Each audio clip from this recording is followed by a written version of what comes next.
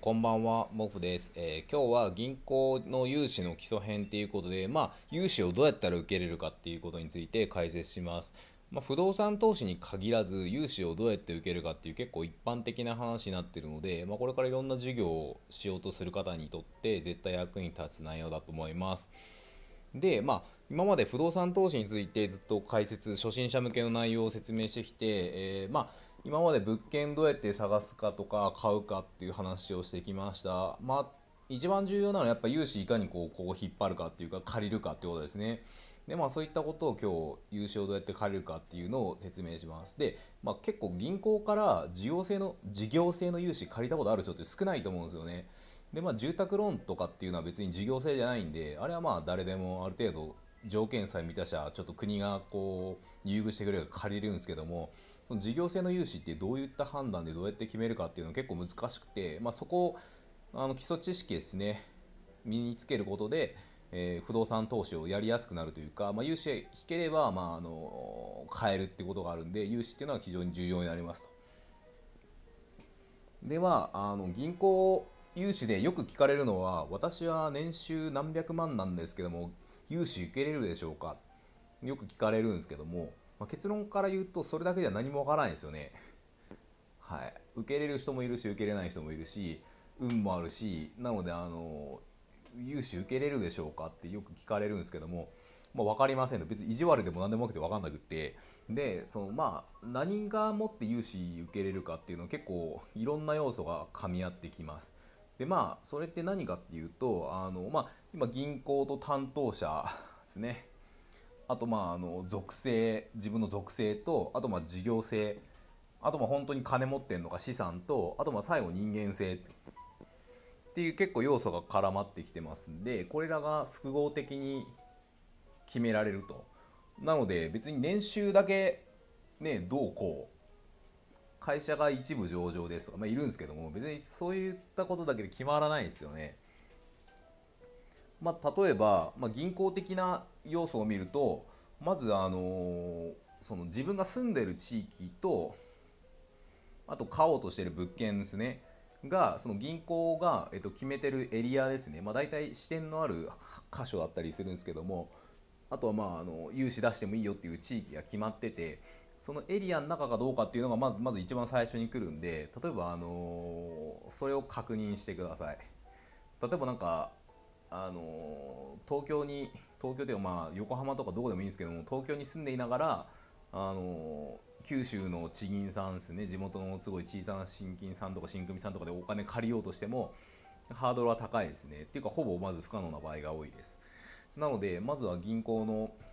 エリアだとかどこで、支店持ってるかっていうのを知ってなきゃいけないと。で、さらに融資に積極的な銀行ってあるんですよね。例えば今は、駿河とか死んでますけれども、駿河銀行とか昔は不動産投資に対して積極的で、例えば東京三菱 UFJ とかほとんど不動産投資融資する気がなくって、ほとんど借りてる人いないんですよね、そういう銀行。そういう銀行に持ってっても、まず門前払いみたいな形になるんで、やっぱ銀行次第ですよね。であと支店によっても、この支店は支店長がやる気があるとか、支店として、不動産投資賃貸業に対して融資出しやすい支店ってあったりだとか、あと担当者ですね、担当者も、どんなにいい物件だとしてもこの担当者が素人だったりすると、融資受けれないっていうのになりますと。であと銀行自身がある程度その属性、サラリーマンに融資する場合はサラリーマンの年収だとか属性を気にする場合が多いんで、その属性にマッチしてるかっていうのも、アパートローンサラリーマン向けの融資としては結構気にしているところですね。まああの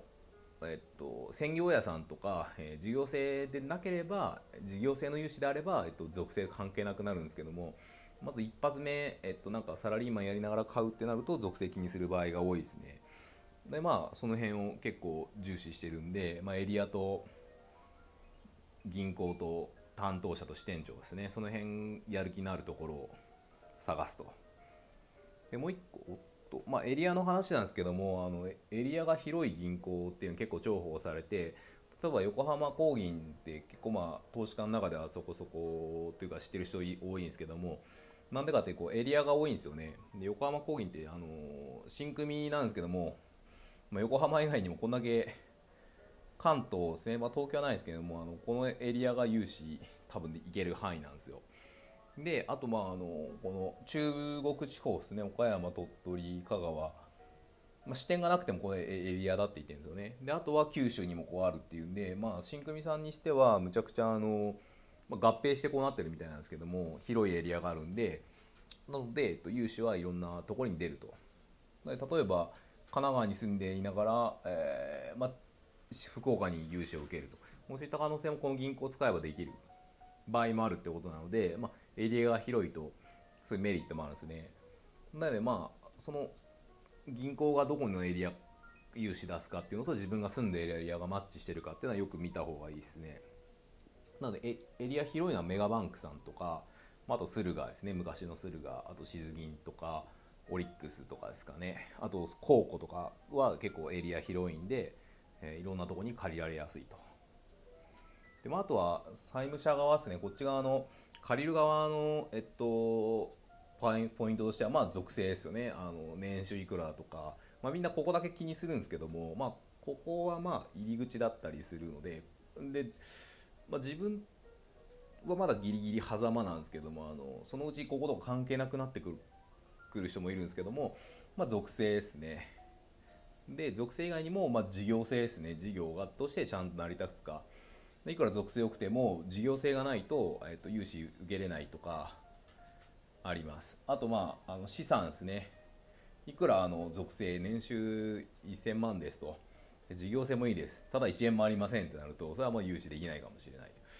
あとは、人間性ですね。まあどういう人かっていうのを結構銀行を見るんで、それでまあこの人には融資してもいいかどうか、まあ、ちょっと昨日上げた記事で、まあ、訂正面とか言ってましたね、銀行員さんは。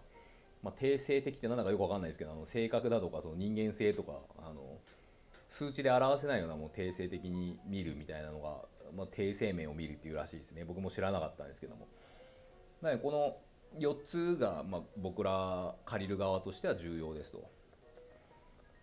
なので、まあ、事業計画をしっかりやったりだとか、まあ、人間性もちゃんと見てもらうために、自己紹介とかしっかりすると。あとはまあお金も現金もあった方がいいし、属性も必要です、ある程度は。なので、この辺の総合的に見て融資受けれるかどうかなので、一概になんだろう、年収いくらだから受けれるってもんでもないし、逆にまあ、大学生でも石渡さんとかですね、大学生でも融資受けたりとか、まあ、なこさんとか OL で22歳ぐらいで融資受けたりとか、まあ、そういうふうに人間性とかこっちの事業性ですね、まあ、そっちが認められれば全然いける場合もあるっていうことで、諦めてはいけないですね。でまあ自分の例としては、まあ、去年なんですけども、まあ、ある銀行に融資申し込んだんですけれども、門前払い食らいましたと。で、まあ、全然事業性も、まあ、資産も全然問題なくって、まあ、属性もまあ別に自分そんな悪くはない、そこそこなので、属性もいいし事業性もあるし資産もあるし、まあ、人間性はどうだかわからないですけど、まあ、問題ないと思ってたんで、まあ、担当者変更してもらいましたと、ちょっと知り合いの投資家にお願いして担当者を変えてもらいました。そしたら見事融資が出ましたっていうことがあったので、まあ、なのでまあ、この全部揃ってたとしてもこの担当者のスキル一つで全然融資受け入れるか受け入れないか変わっちゃったりするんですよね。なので担当者の影響力ってでかいですよね。この人が無知だ、もう全然何も知らない素人だったら、まあ、ここでもう入り口ストップしちゃうんで、なのでまあ優秀な担当者を知り合いの不動産投資家とかから紹介してもらうっていうのは結構いいですね。まあ、それ2つの銀行で同じこと起こったので、やっぱ担当者がかなり大きく握ってると。で別に僕物件買おうとしてたんですけど、キャッシュでも買えるぐらい持ってたんですよ全然。なのでキャッシュでいけるぐらいあるのに融資してくんなかったっていう、それもこいつがダメだった何見てんだろうねって話なんですけど、で物件ももう最高で積算価格以下の築17年とかの RC だったんですけども、まあ、それで利回りもむちゃくちゃよくって、まあ、なんで出さないんだっていう話なんですよね。まあだからこいつはダメなんですよね。まあ、そういった例で全然いけるけどダメっていう場合もあるんで、そういう場合は担当者変えたり、銀行を変えたりとかして、なんとしても開拓すると。全然融資なんか、普通に断られて当然だと思ってて、いろんな銀行を開拓して、でしかも数千万円規模の、融資になるんで、そう簡単には受けれないですよね。だから諦めずに、地道にいろんな銀行を回って、全ての銀行を回った方がいいですね。はい。であと融資の期間ってどうするのっていうのがあると思うので、目安としてなんですけれども、大体耐用年数内と耐用年数を超えた融資っていうのが、2パターンありますと。で耐用年数って何かっていうと、税率税法ですねで決まっているその耐用年数、何年間で物件の価値が0円になるかっていう目安で、今ここに出てるんですけども、木造が22年木造は22年後には価値がゼロになるっていうふうに日本の税法上ですね、22年でゼロになるというか22年以上の耐用年数取りなさいっていうので、これが取れる最低限ですね。別に30年にしてもいいんですけども、減価償却の期間を耐用年数としては22年ですね、木造で。鉄骨34年 RC47 年ってあるんで、例えば木造の築10年の物件を買おうとした場合、耐用年数内で融資受けるとしたら12年しか融資受けれないっていう風になっちゃうんですよね。で12年でお金返さないといけないんで、結構返済の額がでかくなるんですよね。それだと、お金が残んなくってだいたい持ち出しになるんで、耐用年数内の融資で木造で、手残りのお金を残す、キャッシュフローを残すっていうのは結構難しいです。で結構一般的な銀行ですね、メガバンクとか、大きな地銀とか一般的な銀行は、耐用年数内しか融資無理な場合が多いです。なので、こっちの銀行は、金利低い傾向にあるんですけども、RC とかですね47年とかだと、築20年の物件だとしても、27年融資受けれるんで RC とかは結構こっちの銀行ですね、メガバンクとか使う場合が多いですね。であと例えば木造築10年とかだとさっき言った12年だとダメなんで30年とか融資受けたい場合はこっちの耐用年数を超えて融資受けれる銀行を使いますね。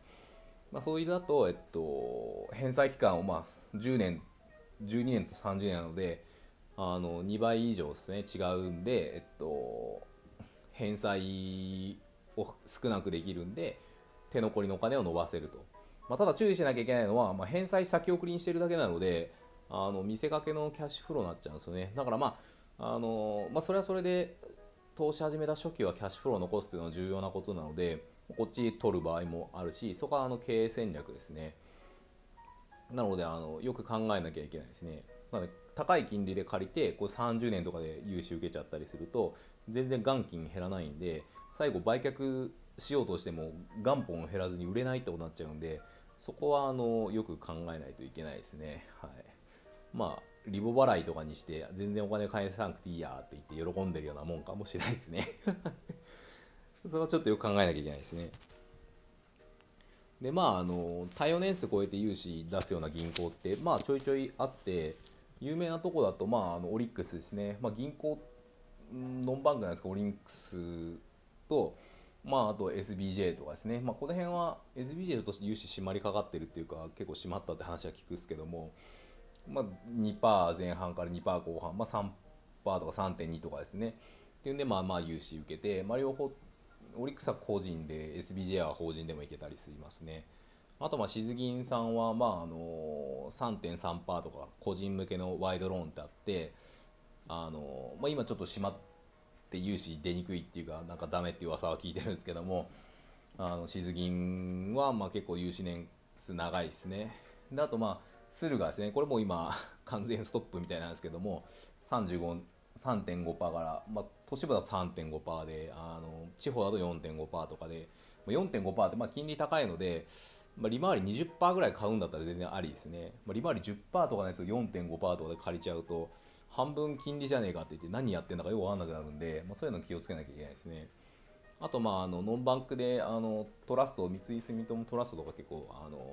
不動産投資に積極的で、まだそんな閉まってなさそうなので、トラストで5000万以上だったかなで 3.9% とかで借りるんで、金利はそこそこですね。あと政策金融公庫とか、自分 0.8% とかで公庫で借りてたりするんで、いろんな優遇金利使ったりとかすると金利下がったり、無担保とかでも結構 2% ちょっとぐらいで借りれたりするんで、一発目公庫で借りるっていうのは、氷回り系はありかもしれないですね。で年数が20年なんですよ最大で、大体10年とか15年ぐらいなので、よくても15年ぐらいなので、あんまり返済期間長くできないですよね。なので氷回りとかは、公庫使い勝手いいですね。あと新金さんとか新組さんとか、そういうのは結構対応年数超えて融資受けやすいですね。なのでこっち使われて融資を受けるっていう、メガ大家さんも結構多いですね。若干金利高いんですけども、なのでもういろんな銀行あって、もっともっといっぱいいろんな銀行あって、今リアルタイムで融資どこが出すっていうか締まりかかってるんで、どの銀行で受けるかっていうのを、ある物件があって、物件見たらどの銀行で融資受けるかとか、ここの銀行で受けて最後出口はこの銀行で融資つけて売却するっていうところまで分かると、そこそこ中級者っていうか、なので昔だと静銀とかで融資受けて買って最後は駿河で売却するとか、売却する時の、買い主さんが駿河銀行で融資受けてそこを出口に取るとか、そういった会話は結構みんなよくやってますね、内々的に。ってな具合で、今日は、以上の内容です。チャンネル登録、高評価してもらえると嬉しいです。コメントもらえると、全部一応返してるので、質問ですね、もらえれば回答してます。どうもありがとうございました。